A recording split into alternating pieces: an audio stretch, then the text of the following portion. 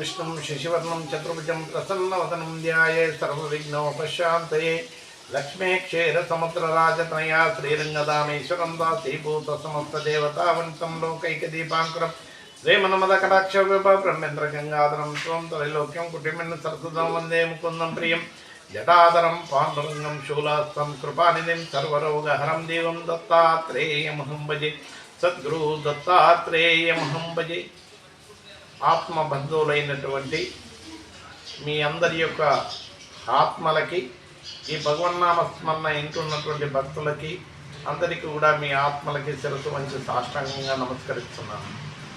ఈరోజు అనగాష్టమి.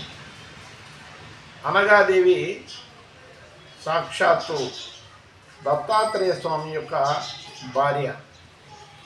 వారి యొక్క వ్రతము వరుసగా 12 సార్లు 12 నెలలలో ప్రతి నెల అష్టమి వస్తుంది, అనగాష్టమి. చివరికి వచ్చేటటువంటి అనగా అష్టమి వస్తుంది. 12 అష్టముల తర్వాత అనగా అష్టమి వస్తుంది. ఈ అష్టమి రోజు ఎవరైతే పూజలు పునస్కారాలు ఆ అమ్మవారిని కొలుస్తారో వాళ్ళ ఇంట్లో ధనధాన్యాలతో, సంతానాభివృద్ధితో, వ్యాపారాభివృద్ధితో, దినదిన అభివృద్ధి చెంది కీర్తి ప్రతిష్టలతో వంశాభివృద్ధి జరుగుతుంది అనేటటువంటి విషయాన్ని శ్రీపాద శ్రీవల్లభుల వారు స్పష్టంగా చెప్పినటువంటి విషయం. ఆ దృష్టికోణంతో ఈరోజు మన దేవాలయంలో ఈ యొక్క అష్టమి కార్యక్రమము జరుగుతున్నది.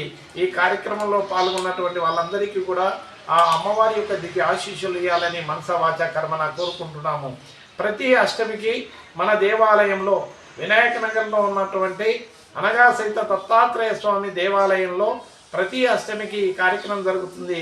ఎవరి దగ్గర కూడా రుసుము లేకుండా దేవాలయ తరపు నుండే ఈ యొక్క కార్యక్రమాన్ని నిర్వహిస్తున్నాం. ఆ కార్యక్రమంలో అందరూ పాల్గొనవచ్చు. ఆ పాల్గొన్నటువంటి వాళ్ళకి తీర్థ ప్రసాదాలతో పాటు ప్రసాదం ఇవ్వడం జరుగుతుంది.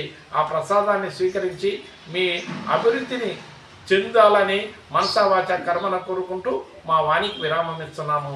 హరి ఓం తత్సత్. గురుభ్యో నమః. గురుభ్యో నమః.